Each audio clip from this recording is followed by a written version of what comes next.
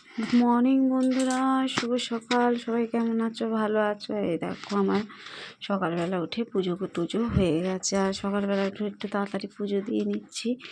আর কারণ ছেলের তো স্কুল আছে, স্কুলে ছেলেকে দিতে যেতে হবে। আর তারপরে অনেক কাজ আছে, টিফিন করা, খাওয়া দাওয়া। তারপরে আমার বড় কাজে যাবে, তারা তো কাজেই যাবে। তারপরে আজকে আবার একটা গুরুত্বপূর্ণ বিষয় আছে, জানো তো? সেদিন যে গেছিলাম আমরা ফ্রিজটা কিনতে, সেই ফ্রিজটা চলে আসবে আজকেই, মানে চলে এসছে। সেটাকে ইনস্টল করতে আজ আসবে। মানে ওটা তো ঘরের সামনে রয়েছে, আর আমার ঘরটা এত ছোট, সামনে রেখে দিয়েছি। আমার খুব আসা যাওয়াতেও খুব কষ্ট হচ্ছে। তাই লোক মানে সকাল থেকেই ফোন করছে যে ওরা কখন আসবে। তা ওরা বললো যে 2:30-3টে নাগাদ আসবে। তা তো ভালো। যদি আমি স্কুলে যেতে যেতে আমার ছেলেকে নিয়ে আসার পরে যদি আসে তাহলে ভালো হয়। যাই হোক, ওর বাবা বলেছে তাড়াতাড়ি চলে আসবে। আজকে যেহেতু এইটা করা হবে, তাই জন্য ওর বাবাকে বলেছি তুমি না তাড়াতাড়ি চলে আসবে, কারণ আমি হয়তো সব কিছু বুঝতে পারবো না। মানে বুঝতেই পারবো না। সত্যি সত্যি কী বুঝিয়ে যাবে আর আমি কি বুঝে যাব, সেটা কোনো ঠিক নেই। আর তোমরা তো দেখছোই আমার পুজো করতে কত দেরি হয়। হ্যাঁ, ঘরে করি, বাইরে করি, তুলসী গাছে, তারপরে আবার সূর্য প্রণাম, এগুলো করতে না আমার অনেকটা টাইম লেগে যায়। তারপরে আছে রান্না বান্না। আর এই যেহেতু আমার একটু পুজো দিতে দেরি হয়, তার জন্য না আমি তাড়াতাড়ি করে আগে সব কাজগুলো করে নিই সকাল সকাল। কারণ পুজোটা তাড়াতাড়ি দিয়ে তারপরে তো রান্না করতে হবে, আবার ছেলেকে আনতে হবে। আর যাই হোক, এখানে পুজো টুজো করে উঠে পড়ি। তারপরে আবার খাওয়া দাওয়া আছে, ছেলেকে নিয়ে আসবো। আর এই দেখো ছেলে চলে এসছে, ওর বাবাও তাড়াতাড়ি চলে এসছে, কারণ আজকে যেহেতু এটা ইনস্টল হবে। আর লোকগুলোও চলে এসছে দেখো। আর আমার না খুব আনন্দ হচ্ছে। আর দেখো কি সুন্দর কালারটা, দেখেছো আমাদের ফ্রিজের কালারটা? যাই হোক, আগে একটা লালের উপরে সেট ছিল, আর এখন আমরা নীল কালারের উপরে সেটটা নিয়েছি। আর আমাদের এত পছন্দ। যাই হোক, অনেক দিন বাদে একটা নতুন জিনিস হলো। আস্তে আস্তে অনেক বছর হয়ে গেছে এই ফ্ল্যাটটা এসছে, তো পুরো 11-12 বছর হয়ে গেছে এই ফ্ল্যাটটাতে এসছি। আর আস্তে আস্তে ফ্রিজ মানে সব কিছুই নষ্ট হয়ে যাচ্ছে। যেমন ফ্রিজটাও দেখো নষ্ট হয়ে গেছে।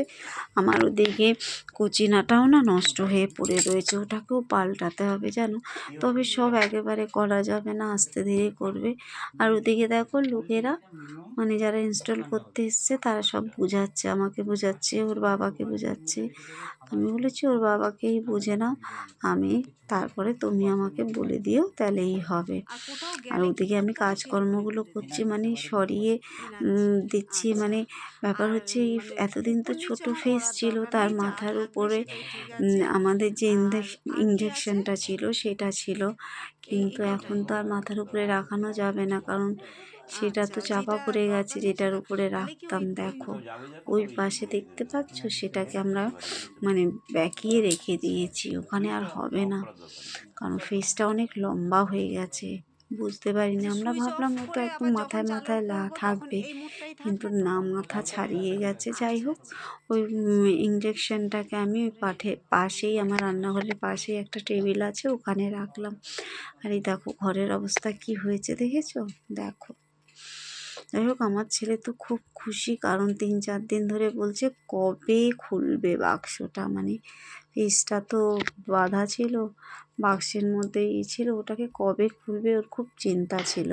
তা আমি বললাম খুলবে বাবা, খুলবে, খুব তাড়াতাড়ি খুলবে। যাই হোক, খুলে দিয়ে গেছে, ওর খুব আনন্দ হয়েছে। এটা করতে করতে অনেকটা বেলা হয়ে গেছে, আর সন্ধ্যা প্রায় হয়ে গেছে। দেখো এগুলো সেট করলো, আমি ঘর টর গুছালাম, সব করতে করতে প্রায় সন্ধ্যা হয়ে গেছে। দুপুর থেকে সন্ধ্যা হয়ে গেছে। হ্যাঁ, মানে ফ্রিজের লোকেরা আসার আগে আমরা খাওয়া দাওয়া করে নিয়েছি দুপুরে। আর দেখো সন্ধ্যা হয়ে গেছে, আর ফ্রিজটার ভেতরে যা যা ছিল সব ঢুকিয়ে ফেলেছি। আর ফ্রিজটা দেখো কত সুন্দর হয়েছে। আর আজকে ব্যাপার হচ্ছে, আজকে আমি দুপুরবেলা বেশি কিছু রান্নাই করিনি। আগের দিনে অনেক রান্না ছিল, সেইগুলো দিয়ে আর একটুখানি ডাল সেদ্ধ, আলু সেদ্ধ করেছিলাম, সেই দিয়েই কাটিয়েছি। আর ওর বাবা মাংস নিয়ে আসলো, তারপরে ফিশটা দিয়ে গেলো, তারপরে ওর বাবা মাংস নিয়ে আসলো। আর আমি দেখো মাংস রান্না করছি। ওর বাবা বলেছে ফিশটা আসবে, ঠিক আছে আমরা রাতে আজকে মাংস খাবো। সেই মাংস এনেছে। আর আমার ছেলে যেন চিকেন না খুব ভালোবাসে।